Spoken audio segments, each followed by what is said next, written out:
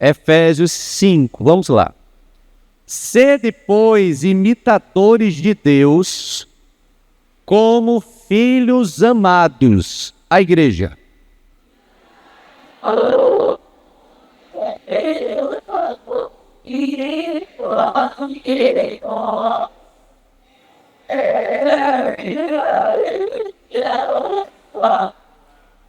Mas a fornicação e toda a impureza, a avareza, nem ainda se nomeie entre vós, como convém a santos.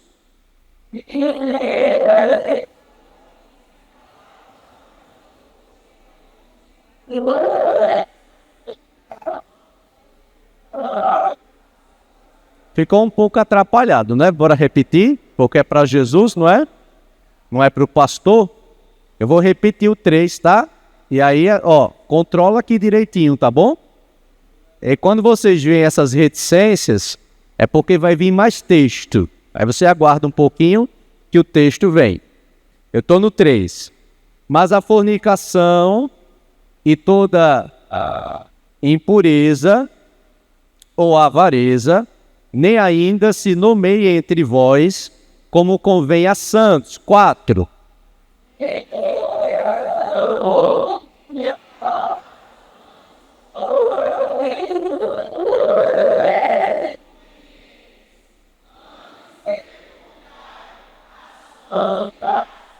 Que lindo! Porque bem sabeis isto, que nenhum fornicador ou impuro, ou avarento, o qual é idólatra, tem herança no reino de Cristo e de Deus. 6.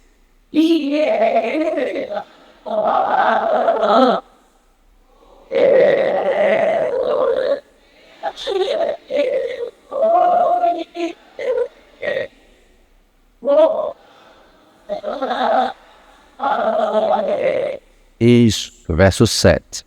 E hoje nós já estudamos tudo isso aqui, e hoje nós vamos adentrar no verso 8 em diante.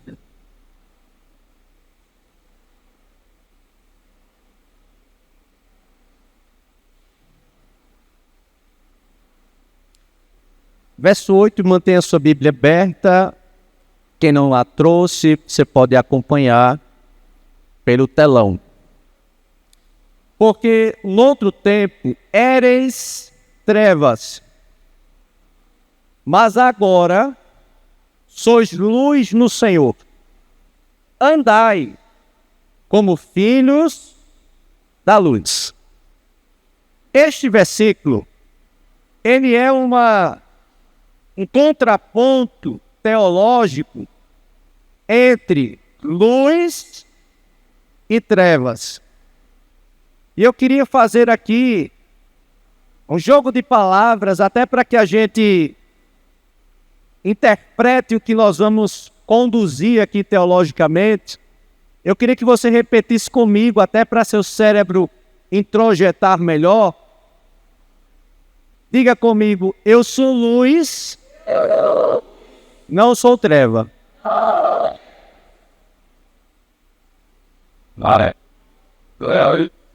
Amém? Você é luz e não treva.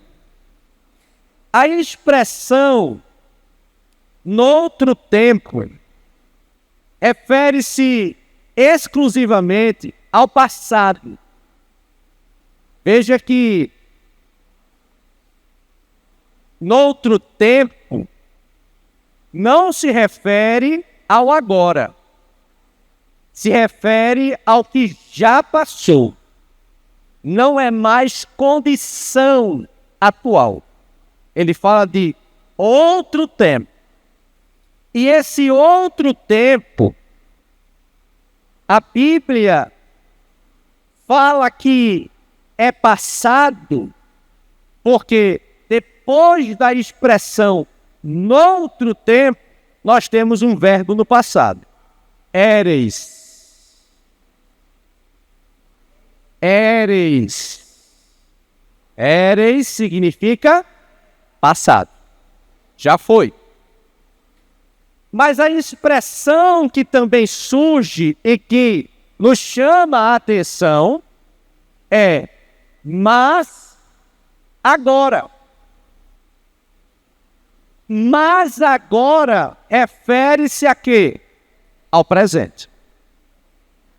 Então, se noutro tempo nós éramos trevas, agora, que se refere ao vívido presente, ao hoje, ao aqui e ao agora, nós somos luz.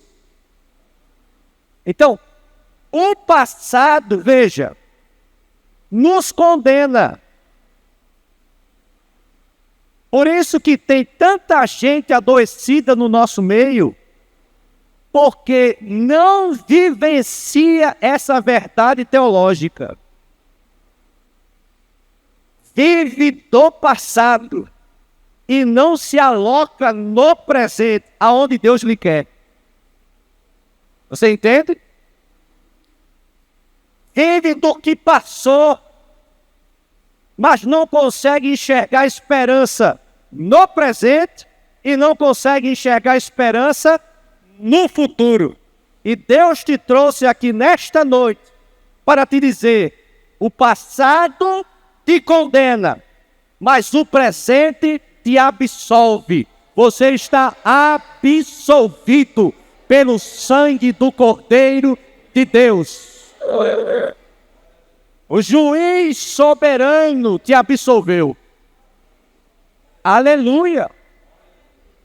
Então, o tempo passado, precisamos entender isso, porque é isso que Paulo está explicando e tentando levar a igreja de Éfeso ao entendimento, não nos afeta mais. Não nos afeta mais. Ao contrário, o tempo nos fez bem. Éramos trevas. Somos agora o quê? Luz. Se não vejamos, 2 Coríntios capítulo 5, verso 17.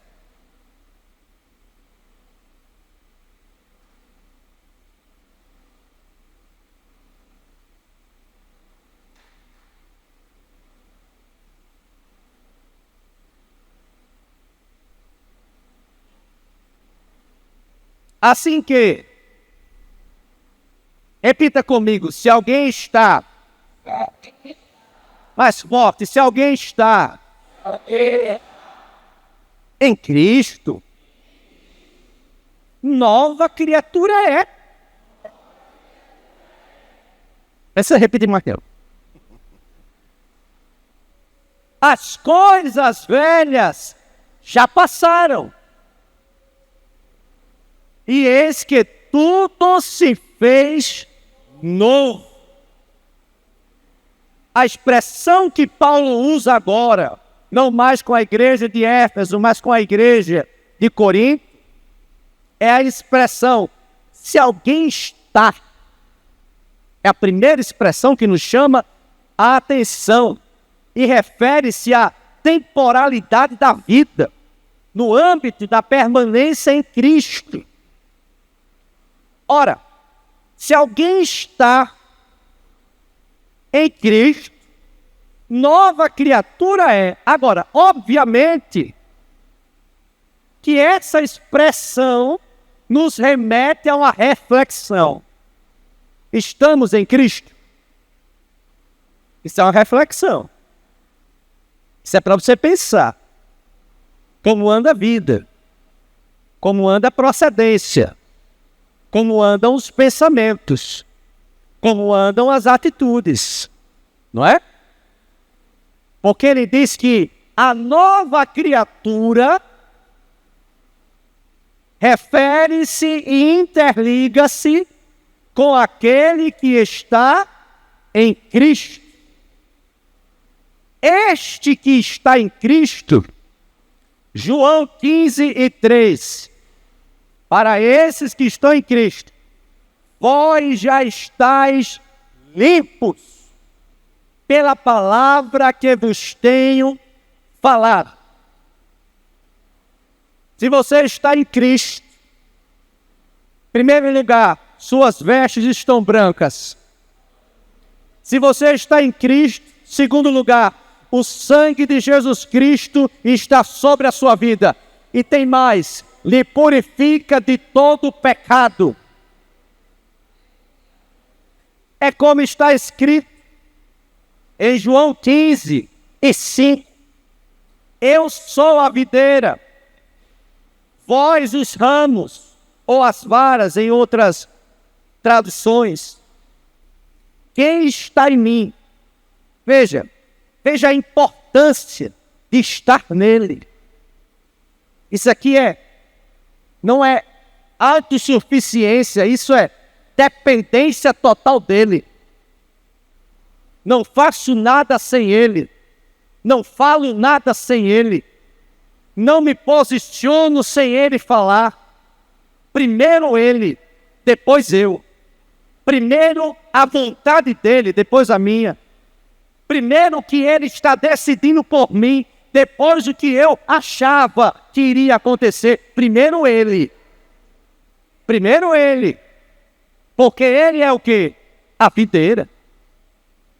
E se ele é a videira e nós somos os ramos, se nós estamos nele, que é a videira, e ele está em nós, o que obviamente acontece? Nós damos frutos. É por isso que a pergunta que antecede nos leva a essa autorreflexão. E, obviamente, já nos leva para uma resposta. Porque quando nós perguntamos, quando Paulo afirma para a igreja de Corinto, assim que, se alguém está em Cristo, nova criatura é. Eu fiz aqui em uma parafrase, não é? Reflexiva. Você está em Cristo? Ora, tire a prova dos 9. Qual é a prova dos 9, pastor, para saber se eu estou em Cristo? Está aqui. Eu sou a videira, vós os ramos. Quem está em mim e eu nele, esse dá muito fruto. Olhe para esse lindo irmão e pergunte para ele: você está dando fruto? É prova dos 9. Prova dos 9. Para saber se estamos nele e ele está em nós. Prova dos 9. E aí João complementa. Veja que aqui a autossuficiência é quebrada, é destruída, é esmagada. Mas a dependência dele é emergida no texto. Porque sem mim, nada podeis fazer. Você entende? Deus me trouxe aqui para desconcertar você nessa noite. Tem gente que está com um plano até escrito. Deus está dizendo: apaga o plano, porque eu tenho outro plano para a tua vida. Tem gente que até hoje se pergunta: por que não aconteceu? Não aconteceu porque não era plano de Deus. Deus te deu um livramento grande, por isso que não aconteceu. Foi um livramento, por isso que não aconteceu. Pergunta para mim: por quê, pastor? Pergunta, rapaz. Porque Deus conhece o fim. Deus conhece o fim. Então agradece. Agradece porque não aconteceu. Deus sabia o fim. As implicações aqui são muito óbvias acerca dos versículos que nós lemos. A verdade é que se andarmos vinculados, introjetados, alimentados pela palavra, estaremos limpos. A palavra de Deus, as escrituras sagradas, ela tem a funcionalidade. Enquanto eu prego aqui, obviamente que há vários terrenos aqui, nesta noite. Tem terrenos frutíferos, mas tem terrenos pedregosos, tem terrenos espinhosos, mas a palavra está sendo pregada. E o Espírito diz, aquele que tem ouvido, ouça o que o Espírito diz às igrejas. A palavra está sendo pregada. E a Bíblia diz que ela não volta vazia. Antes, ela faz aquilo para qual ela foi destinada. Então a palavra, ela tem uma funcionalidade. Quando pregamos a palavra de Deus para a igreja, e essa igreja se compromete em ouvir a palavra, em se atentar para a palavra, em se alimentar com a palavra, essa palavra, ela limpa, essa palavra purifica, essa palavra santifica, essa palavra nos eleva espiritualmente. Aleluia! Ora, quando lemos aqui sobre João 15, 5, quem é a videira? Cristo. Nós somos quem? Os ramos. Precisamos entender que Cristo é a fonte de vida. Não há outra fonte de vida além de Cristo. Precisamos entender que Ele é a videira verdadeira. Se você quer nutrição espiritual, eis aqui a videira. Se você quer sustentabilidade espiritual, eis aqui a videira. Você precisa estar atrelado à videira, firme na videira, agarrado na videira, para produzir fruto. A nossa coexistência, enquanto ramos, porque nós somos ramos aqui, significa que dependemos dele. Dependemos da videira para frutificar. É por isso que, por natureza, você não é bom. É por isso que, por natureza, o seu coração é inclinado para o mal e não para o bem.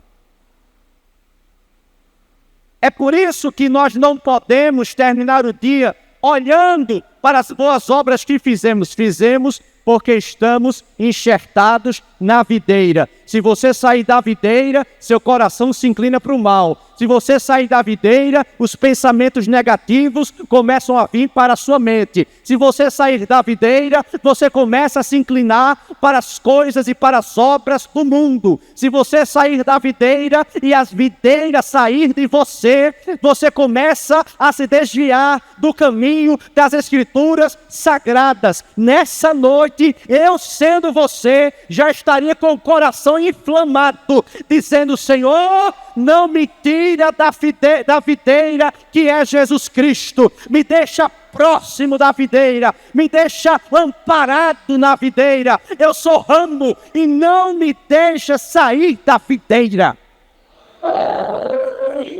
Aleluia! Você só frutifica por causa da videira. Em 2 Coríntios capítulo 5, verso 17, que nós lemos, nós verificamos que as coisas velhas já passaram, tudo se fez novo. Ora, o que isso quer dizer?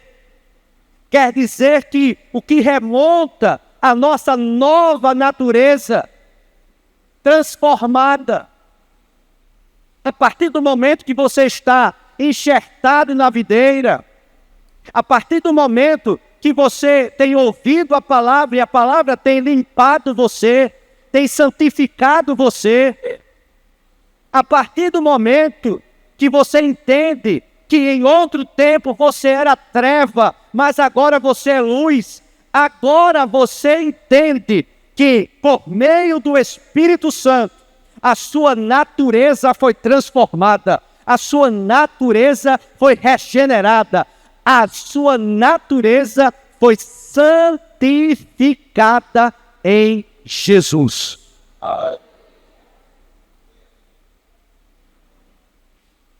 Vamos fazer uma brincadeira aqui. Tudo que eu disser, vocês vão dizer assim: eu fui liberto. Tá bom? Tudo que eu falar, mesmo que você não tenha sido, mas você vai dizer comigo: eu fui liberto. Ok? Era um endemoniado. Era um beberrão alcoólatra. Era um prostituto. Era um adúltero. Era um mentiroso frenético. Só quem foi liberto pelo sangue do Cordeiro, levante a sua mão para cima e agradeça a Deus.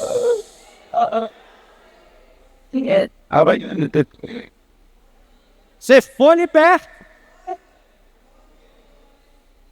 É como Paulo afirma com toda a certeza, com toda a convicção do seu coração. Gálatas 2:20, a parte A.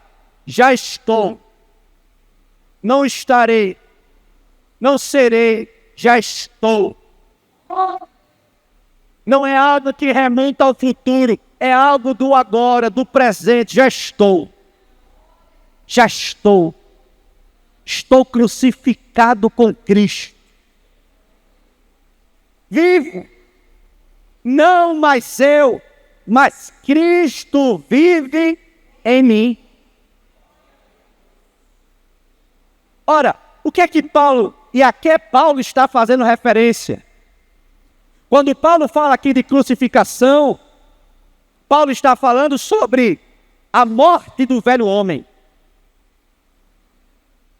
Paulo está dizendo: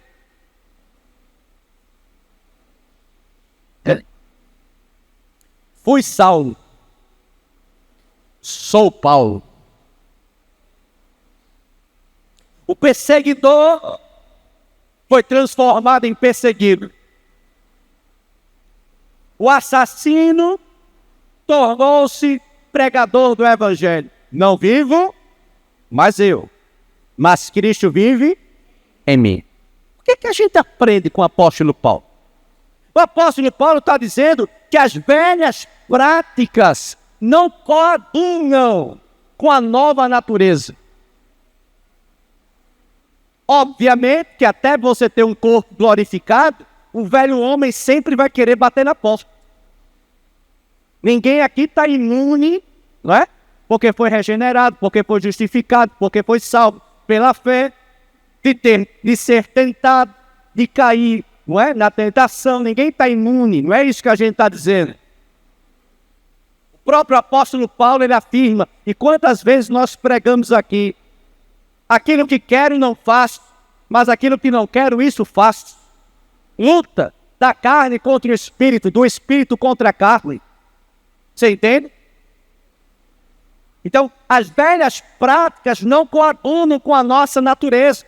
O velho homem, por vezes, quer retornar? Sim. Por vezes, ele quer retornar. Mas observemos as Escrituras. Deus está te preparando nessa noite, Deus está te forjando nessa noite. Tiago, capítulo 4, verso 7.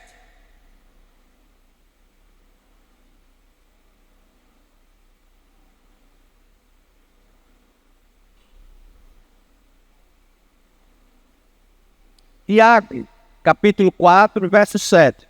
Vamos atualizando aqui em cima, por favor. Primeiro, sujeitai-vos, pois, a Deus. Aqui tem 3 ações num versículo só. Em primeiro lugar, sujeitai-vos, pois, a Deus. Segundo, resistir ao diabo. Terceiro, e ele fugirá de vós. O verbo sujeitar, e é por isso que a gente está aqui tratando de que, por vezes, o velho homem vai querer ressurgir, retornar, não é? Vez por outra, é o velho homem quem quer falar, é o velho homem quem quer responder, é o velho homem quem quer tomar conta da nossa vida. Mas Tiago vem nos dizer: sujeitai, isso aqui é uma receita, isso aqui é uma vacina. Porque qual a via que o velho homem vai ressurgir? O velho homem vai ressurgir em você a partir de quê? Da carnalidade. A carnalidade vem de onde? Do diabo. A carnalidade vem do diabo.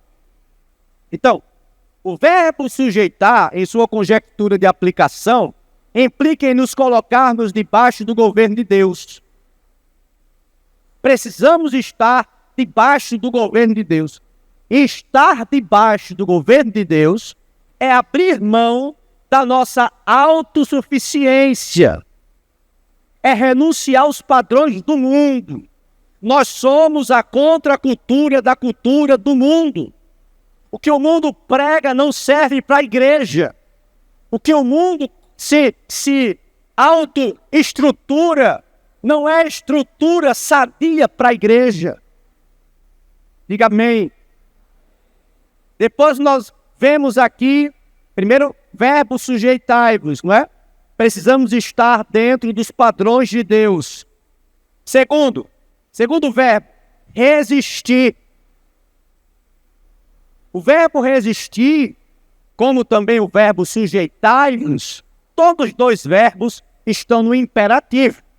É uma ordem, não é? Sujeitai-vos, resistir, é imperativo. Ele é utilizado aqui como forma de mandamento. É um imperativo bíblico. Então, é uma resistência ativa, mas ao mesmo tempo dependente. Você entende? Quando nós chegarmos no capítulo 6 de Efésios, nós vamos entender melhor isso aqui. Especialmente quando trabalharmos a estrutura da armadura de Deus. Tá? Mas ao mesmo tempo que você resiste, você não pode resistir com armas humanas. As armas de resistência ao diabo são armas espirituais. Então você codepende de Deus nesse processo de resistência. Você não consegue resistir sozinho. Você precisa de Deus para lhe ajudar a resistir o diabo. Diga amém quem está entendendo. E é como está escrito em Zacarias. Zacarias capítulo 4, verso 6. Profeta Zacarias. Não por força, nem por... Não por força... Pode prosseguir. Não por força, nem por poder, mas pelo meu Espírito, diz o Senhor dos Exércitos.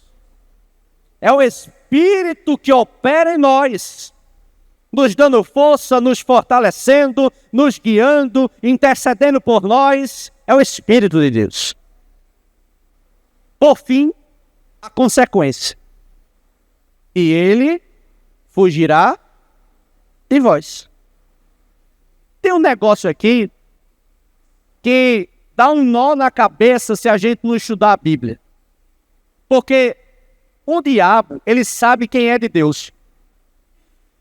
Sabia disso?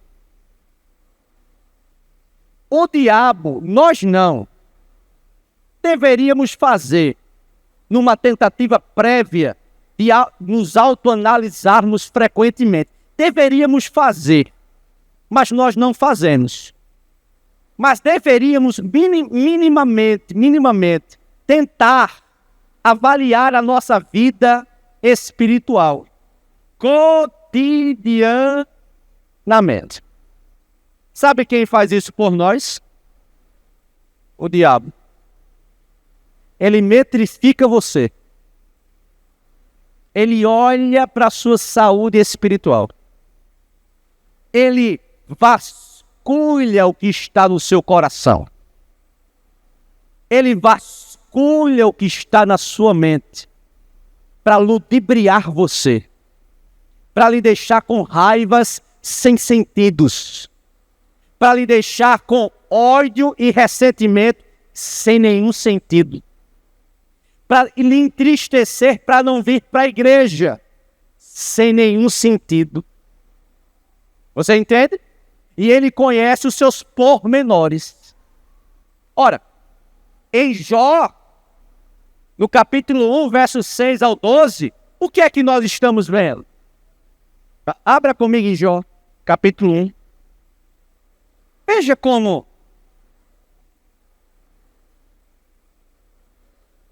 o diabo nos conhece.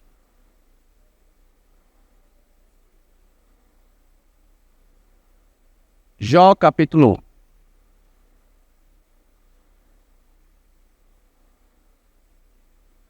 Essa versão é bem diferente, mas coloca aí Jó 1, 6. Jó 1, 6. Veja. Olha só, para você não andar por aí brincando. Num dia em que os filhos de Deus vieram apresentar-se perante o Senhor, veio também Satanás entre eles. Então perguntou o Senhor a Satanás: de onde vens? Satanás respondeu ao Senhor e disse: de rodear a terra e passear por ela. Perguntou ainda o Senhor a Satanás: observaste, olha só, quando Pedro estava dizendo: não te negarei, morrerei, se for necessário por ti. Jesus olhou para Pedro e disse o quê? Pedro, Pedro, Satanás vos pediu para peneirar como quem peneira farinha, não é? Trigo. E tu darás a vida por mim, Pedro? Agora, eu roguei ao Pai por ti, para que a tua fé não se desfalecesse. Agora, quando tu te converteres, apacenta as minhas ovelhas, ajuda teus irmãos na fé. Olha o que está acontecendo ali, ó. Você não percebe que é o mesmo cenário? Você não entende que por vezes lutas e provas e tribulações que estão fazendo parte da sua vida, não todas, obviamente, porque a vida é dura, a vida é difícil. Ninguém está dizendo aqui que a gente vai manter uma vida desequilibrada na alimentação, vai virar obeso e a culpa é do diabo. Não. Não é? Ninguém é doido. A gente não bateu cabeça. A gente não está dizendo aqui que o migrador, o cortador, o feroz, todos eles vieram nas nossas finanças, mas a gente pegou o cartão de crédito e estourou. Não, foi você que estourou seu cartão de crédito. Não foi o diabo, foi você. Então, aprenda de administração e aprenda sobre pagar boleto. A melhor coisa do mundo é pagar boleto. Né? Pagar fatura também, né? Até para a gente usar de novo. Né? Mas algumas provas nas nossas vidas, e são provas dentro da permissividade de Deus, porque o diabo não lhe toca sem a permissividade de Deus, é o enredo que nós estamos vendo agora, são para seu amadurecimento. Quando Deus promete a Abraão: Abraão, tu serás pai de multidão, vou te chamar agora de Abraão. Abraão não tinha filho. Sara era estéril. Como é que isso vai acontecer? Como? Fica comigo, para Deus, nada é impossível. Era um teste.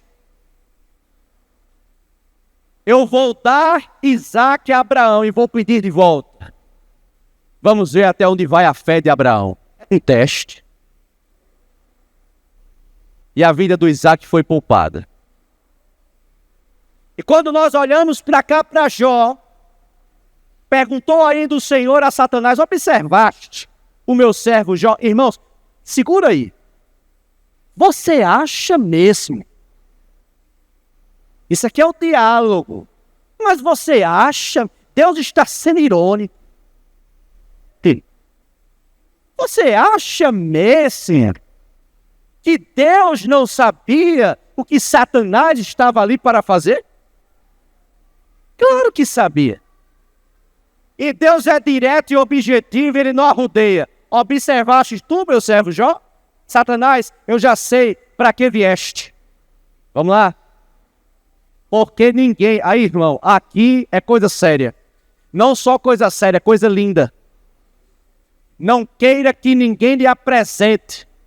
E não se auto-apresente. É a coisa pior que existe. Deixe Deus lhe apresentar. Olha. Deus lhe apresenta. Aí aqui é fantástico, não é? Porque, vez por outra, a gente está de joelho dobrado e a gente está dizendo, Senhor, como é que eu estou em cima? Não é? A gente tem que ter oração intencional. Como é que eu estou aí em cima? Estou com crédito? Como é que está meu currículo aí em cima? Como é que está a percepção do Senhor ao meu trabalho? Aí agora Deus dá o currículo de Jó. Porque ninguém há na terra. Irmão, ninguém há na terra semelhante a ele. Homem íntegro, reto, temente a Deus e que se desvia do mal. Pronto. Aqui, ó. Sujeitai-vos, pois, a Deus. Resisti ao diabo. E ele fugirá de vós. Você entende? Então aqui a consequência é ele fugirá de vós. Quando Deus diz ali, volte por favor, Jó. Quando Deus diz em Jó, pode passar. Paz. Temente a Deus e que se desvia do mal. Ora, o que é que Jó fazia? Vamos voltar para Tiago. Jó era sujeito a Deus, em primeiro lugar. Jó resistia ao diabo e o diabo fugia de Jó.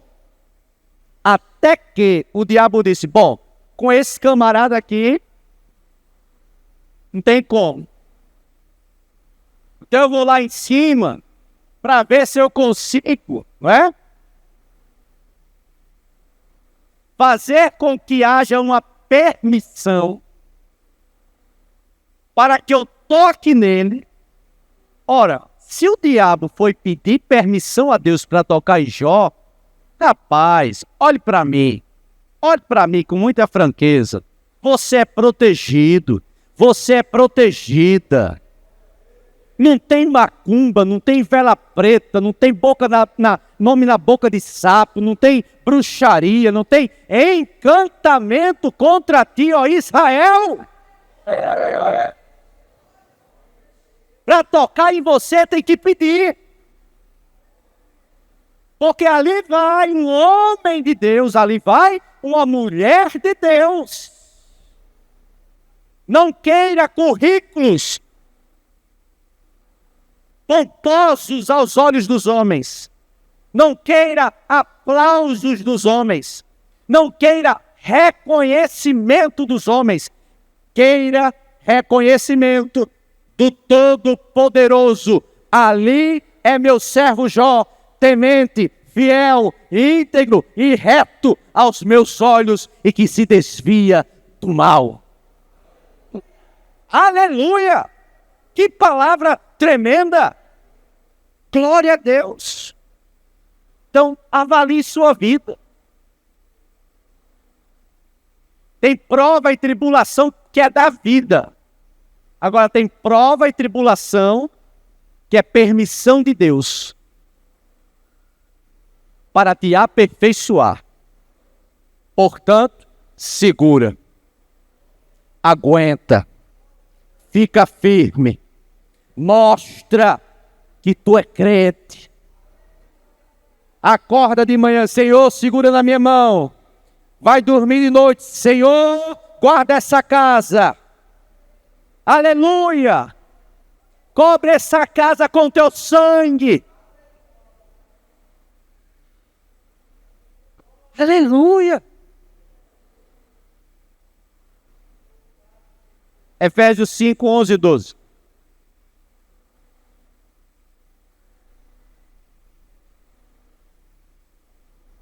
Efésios 5, 11 e 12.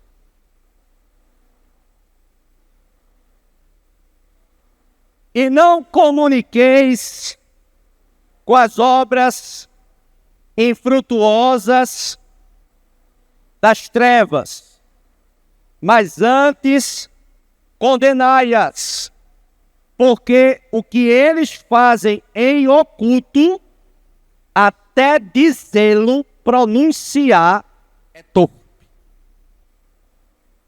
Primeiro, nós pregamos no versículo 8, a partir da epígrafe luz e trevas. Você é o quê?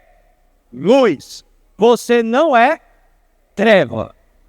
Agora, eu quero pregar sobre a cultura do reino, a partir destes 2 versículos. Em primeiro lugar, nós pertencemos a um reino. Será que nós pertencemos a um reino?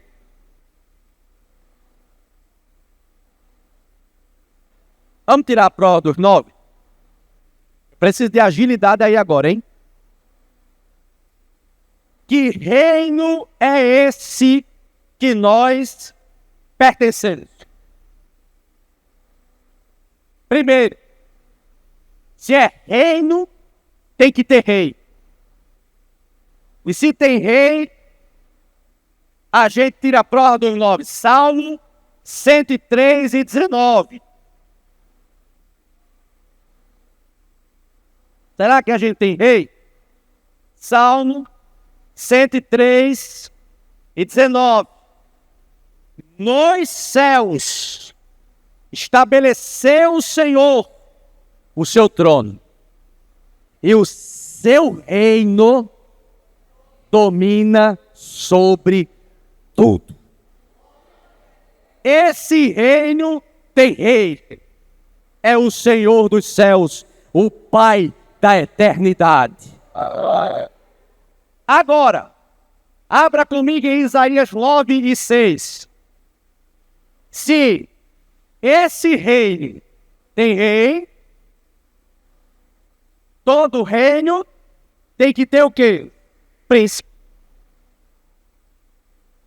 E é o que está escrito em Isaías 9, 6. Porque um menino nos nasceu, um filho se nos deu, o governo está sobre os seus ombros.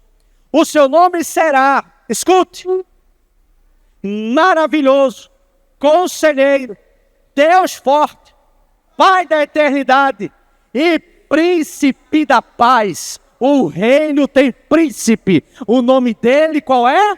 Jesus. Aleluia. 1 Pedro 2 e 9. Para um reino ser reino, tem que ser rei, tem que ter rei. Tem que ter príncipe. Mas para um reino ser reino, tem que ter povo. Tem que ter súdito. 1 Pedro 2 e 9. Vós, pois, sois raça eleita, sacerdócio real, nação santa, povo de propriedade exclusiva de Deus, a fim de que? De proclamardes as virtudes daquele que vos chamou das trevas para a sua maravilhosa luz. Esse reino tem rei, esse reino tem príncipe, e este reino tem povo, até o povo de Deus. Levante a mão e dê glória a Deus. João 16 e 13. João 16 e 13. O reino tem rei. O reino tem príncipe. O reino tem povo. E o reino tem porta-voz. Quando vier, porém, o Espírito da verdade, ele vos guiará a toda a verdade, porque não falará por si mesmo, mas dirá tudo que tiver ouvido e vos anunciará as coisas que hão de vir. Quem é o porta-voz do reino? O Espírito Santo de Deus. Aleluia! Agora, qual é a conduta do povo do reino? Nós temos um reino que tem rei, um reino que tem príncipe, um reino que tem súditos, somos nós, um reino que tem porta-voz, é o Espírito Santo, ele está aqui. Agora, qual é a conduta do povo desse reino? O texto que lemos reflete o nosso pensamento no campo da má conduta de pessoas imorais.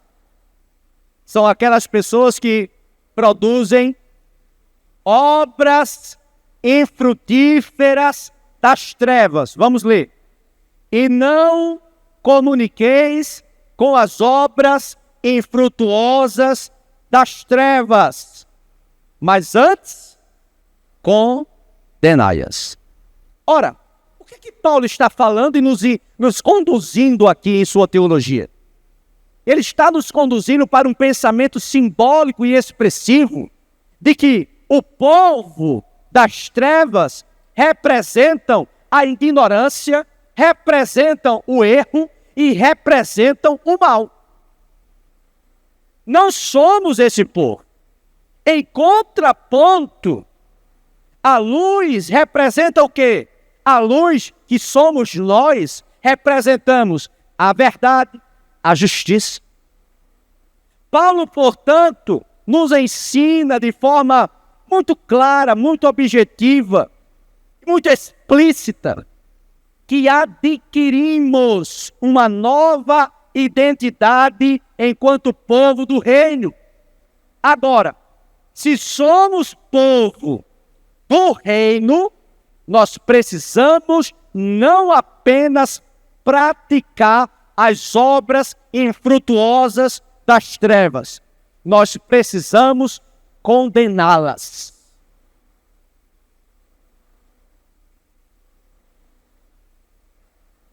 Deus não corrobora com aborto, eu também não. Deus não corrobora com homossexualismo, práticas homossexuais, eu também não. Deus não corrobora com a prostituição, eu também não. Deus não corrobora com o adultério, eu também não. Vamos brincar? Eu também não. Deus não corrobora com a soberba. Deus não corrobora com práticas ilícitas do pecado. Deus não corrobora com tudo que é produzido no campo espiritual das trevas. Deus não corrobora com a ignorância das escrituras sagradas. Aleluia! Glória a Jesus! E não comuniqueis com as obras infrutuosas das trevas, mas antes condenai-as. Ele diz, porque o que eles fazem em oculto, até dizê-lo é torpe. É por isso que Paulo está dizendo, não comuniqueis. A gente está numa geração que os pais estão dizendo assim, menino, que palavrão, menino. Na primeira briga que tem entre o casal, o palavrão sai. Um menino que não é trouxa, está dizendo assim, ué, é regra só para a infância? Não serve para a vida adulta? fariseu. Que pena. Tem teoria, mas não tem conduta, não tem prática. Amém? Aleluia.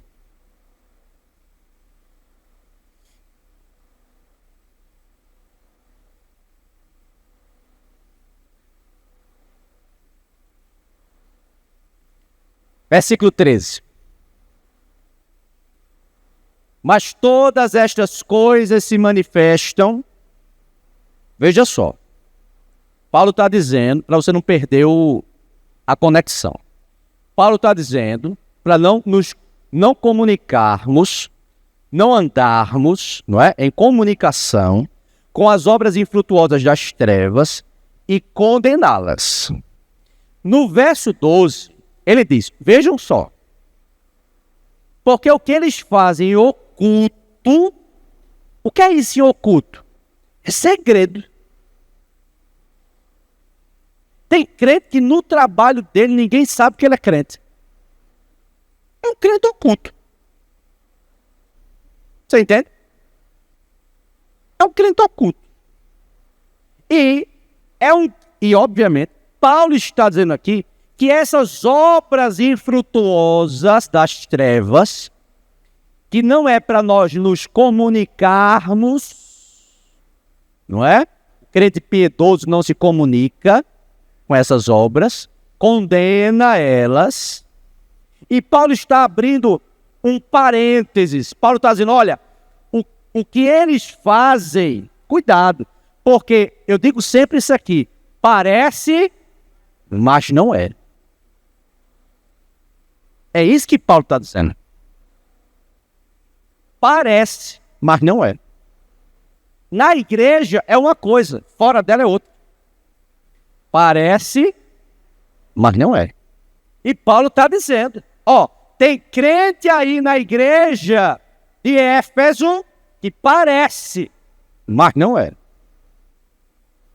E por que parece, mas não é? Porque na frente dos crentes, eles são crentes. Por detrás, quando ninguém vê, só que o olho de chama, de fogo, a tudo vê,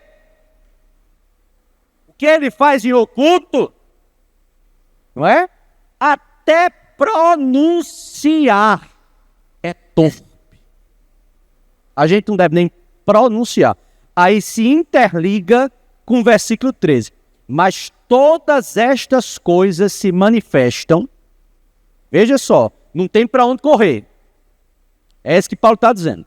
Tudo se manifesta, sendo condenadas pela luz, porque a luz tudo manifesta. O versículo 13 aponta algumas verdades teológicas importantes. Eu queria que você prestasse atenção. Primeiro, a luz, quem é a luz? Cadê a luz aí? Cadê a luz? Você é luz ou não é luz? Pronto. Primeiro lugar, a luz tudo revela.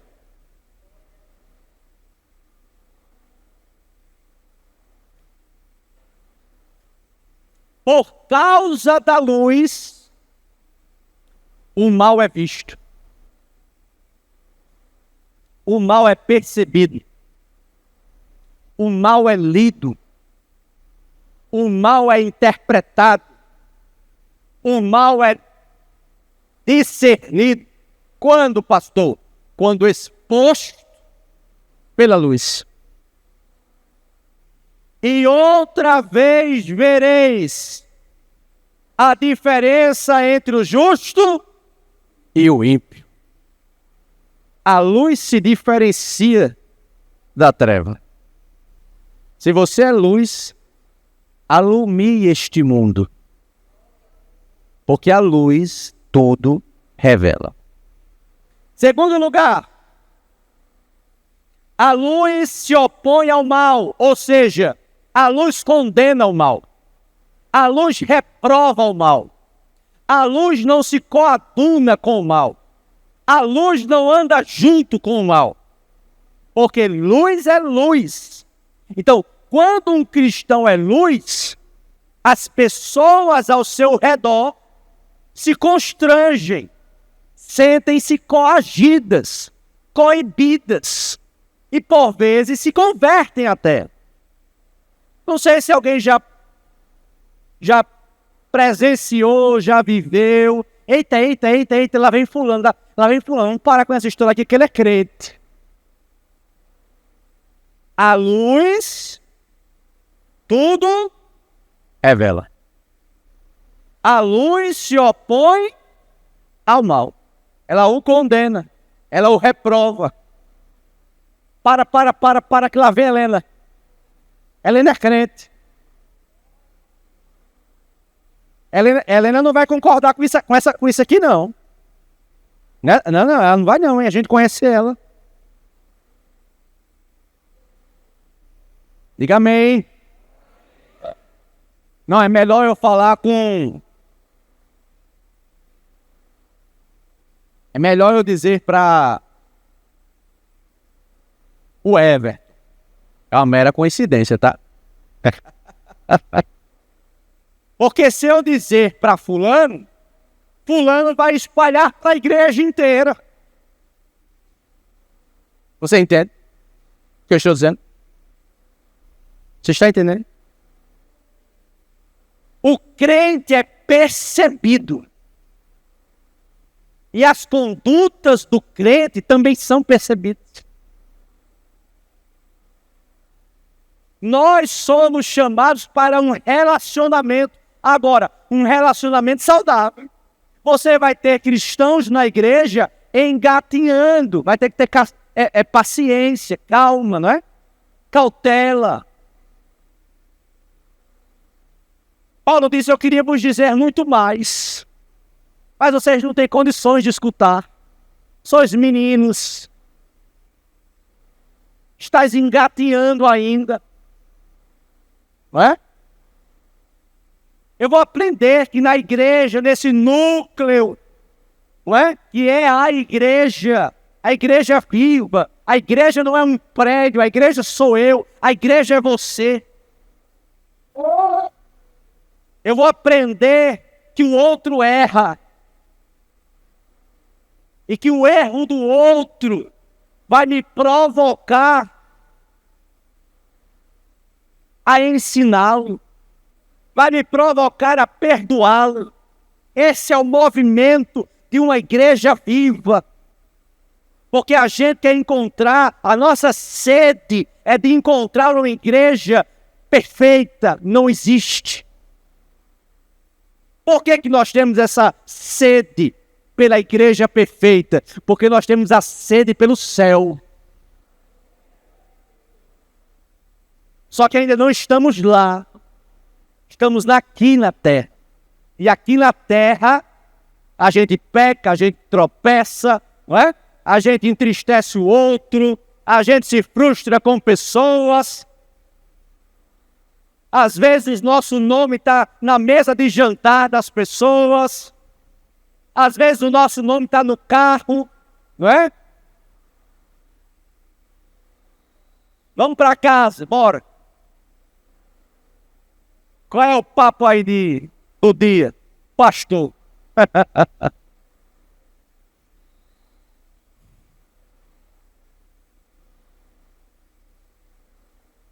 Mas o Senhor é bom.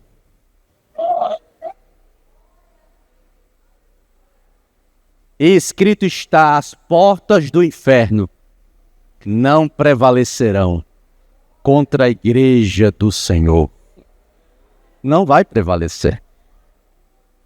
Nós vamos permanecer. Como a Bíblia diz, como a Bíblia ensina, suportando-vos uns aos outros. Para de procurar perfeição onde você não vai achar. Para de querer conviver só com quem não vai te dar trabalho. Para de querer estar perto só de gente que dá certo com você. Para com isso. Começa a aprender que o outro precisa ser acolhido. Você tem que ser empático com o outro, porque o outro é seu irmão. E aqui uma família, e família arenga. Sua casa ninguém, não, né? Ninguém arengou não, né? Na sua casa, ninguém. Né? Só lá na minha. Só porque eu estou evoluindo ainda, e eu ainda arengo, vez por outra lá em casa. Na sua casa, não. Então ainda arenga. Né? Vez por outra o pastor esquece o nome. Vez por outra o pastor esquece de apertar a mão. Eita, o pastor nem apertou minha mão hoje. Ah, Jesus. Você ainda está nesse nível? Há um chamamento nessa noite para amadurecimento. Há um chamado nesta noite para você crescer. Crescer por meio da palavra de Deus. A luz tudo revela. A luz se opõe ao mal, condena, reprova. A luz expõe Jesus. Você é luz, então você expõe Jesus. Aonde você chega, Jesus chega primeiro. Aleluia! A luz tem um poder evangelístico que pode levar malfeitores, assassinos, pessoas que vivem em prostituição, no campo das drogas, a serem regeneradas e salvas. Tem pessoas que podem ser salvas só pela tua conduta.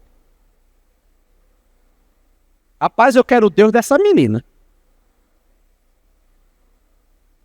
A Bíblia diz que José, onde ele tocava, prosperava. O que ele fazia dava certo. José tinha alguma varinha de condão? José tinha o Deus de Israel com ele. E nessa noite nós somos provocados a pensar: quem sou eu na minha casa? Quem sou eu na minha família?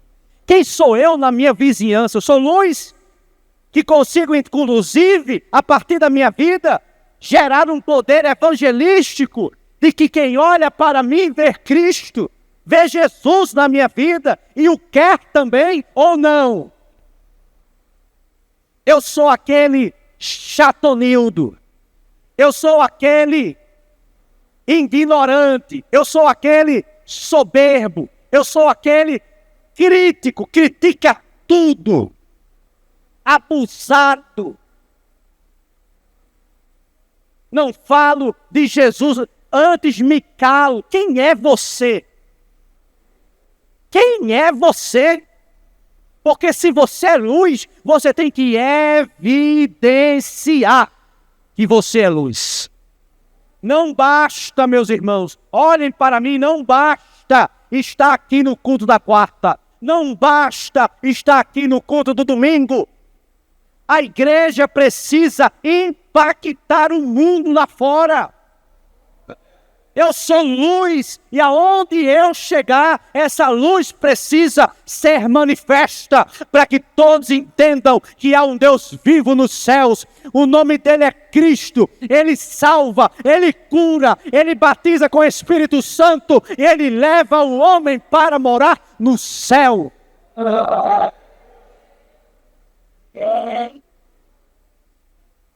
Efésios 5:14. Estou concluindo. Vamos até 14. Por isso diz: desperta, tu que dormes, e levanta-te dentre os mortos, e Cristo te esclarecerá. Ora, qual é a nossa condição em Adão e não em Cristo? Está aqui. Qual é, vou repetir, qual é a nossa condição em Adão e não em Cristo? Fazendo aqui uma comparação que Adão, primeiro homem, aquele que trouxe o pecado ao mundo por desobediência, no jardim do Éden. Nós éramos o quê? Trevas. Aqui Cristo é o quê? Luz. Então, qual é a nossa condição em Adão e não em Cristo? quando você não está em Cristo, o que é que acontece? É aqui. Desperta, tu que dormes. Levanta-te dentre os mortos. Primeiro, sono. Sono espiritual. Desperta. Ó, tu que dormes. Tem muito crente dormindo espiritualmente. Segundo, desperta tu que dorme. Levanta-te dentre os mortos. Se você não está em Cristo, você está em sono espiritual. Se você não está em Cristo, você está morto espiritualmente. Terceiro lugar, e Cristo te esclarecerá. Ora, por que Cristo nos resgata? Porque Cristo é o caminho, a verdade e a vida. Ele nos resgata para esclarecer. Por quê? Porque Ele é a verdade. Só há esclarecimentos para a sua alma, só há descanso para a sua alma agitada, só há descanso para a sua mente acelerada em Cristo. Repousa no Senhor nesta noite. Descansa no teu Deus nessa noite. Seja acolhido por um Pai que ama. Seja acolhido por um Pai que te resgatou. Seja acolhido por um Pai que entregou seu único Filho, Jesus, por você. Ora, o que é a conversão? A conversão é o despertar do sono. Desperta, tu que dormes. Em primeiro lugar, a conversão é o despertar do sono. Segundo, levanta-te dentre os mortos. O que é conversão? É o ressuscitar da morte. Sabe de onde Deus te tirou? Do mais profundo sepulcro. Você estava em estado de putrefação. Você estava morto. E é por isso que ele diz que não foi você que escolheu a ele. Foi ele quem te escolheu. E isso é dádiva de Deus. Ora, morto tem vontade, irmão? Morto tem vontade? Qual é a vontade do morto, se está morto? Foi Deus quem escolheu você. E trouxe você para a luz. E eu termino com Colossenses 1:13. Veja o que Cristo fez por você. Eu termino aqui. O qual nos tirou, veja só, da potestade das trevas e nos transportou para o reino do Filho do seu amor. Isto é Cristo em ação. Existe, estou terminando, o império do mal em ação. O mal não é um conto de terror, um gibi de terror. Satanás não é essa figura que ele próprio construiu historicamente para enganar, com 2 chifres, uma capa preta. Não. Tinha 12. Os 12 andavam com ele. E um deles era o diabo.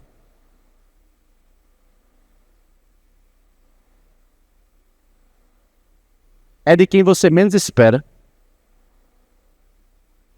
Olhe para o seu irmão e diga: prepare-se para os Judas. Prepara.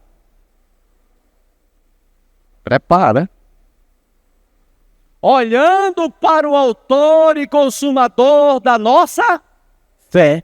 Se o teu olho não estiver nele, Judas vem e te frustra. Você entende o que eu estou falando?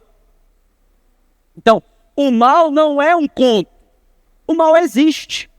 O mal não é algo abstrato. O mal é concreto. Você só não está vendo. Mas se Deus abrir seus olhos espirituais, tem um livro, tem volume 1 e volume 2. Este Mundo Tenebroso. Pode ler. Alguém já leu? Ninguém nunca leu. É um conto.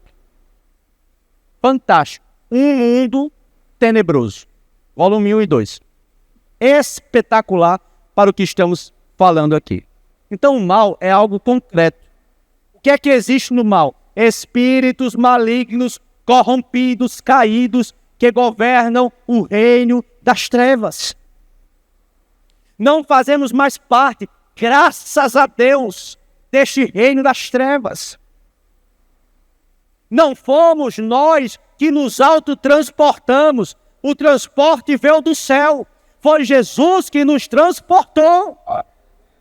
Ele nos tira, aleluia, nos liberta, nos converte, nos regenera, nos santifica, nos salva e nos introjeta no reino da luz. A maior satisfação de um cristão, nota de rodapé, é que ele pode afirmar, você pode afirmar nessa noite, e se quiser afirmar comigo, junte-se a mim. Eu estou livre. Aleluia. Estou livre. Amém? A obra da libertação foi consumada. Não sou mais pecador, sou filho. Vou pecar? Posso pecar. Mas enquanto filho, que tem um pai e que tem um filho que perdoa você. O perdão está liberado para você. O que Jesus fez foi entrar na casa do valente. Ele saqueia o império do valente e ele nos liberta. Nós fomos libertos. Para quê, pastor? Para uma vida nova.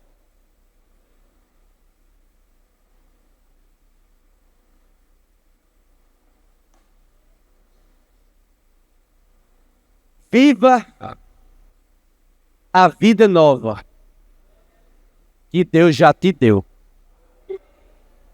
Amém?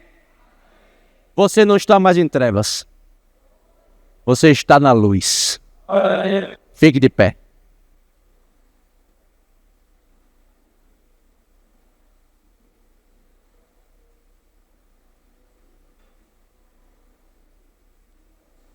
A gente pode até cantar assim, não é?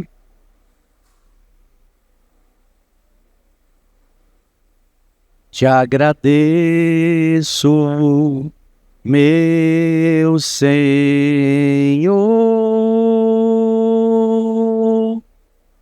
Te agradeço, meu Senhor.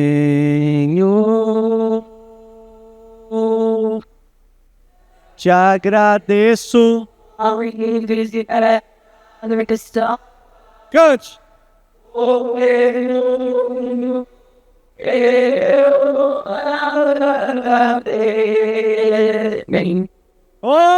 Jesus!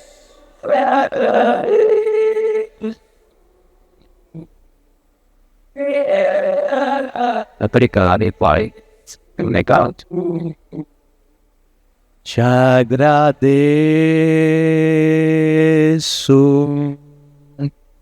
por tudo que tens, por tudo, por tuas promessas.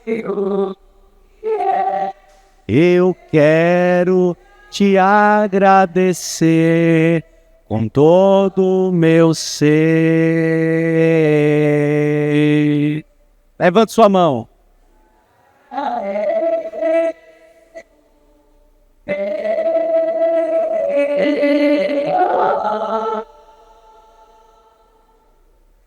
Te agradeço, meu Senhor.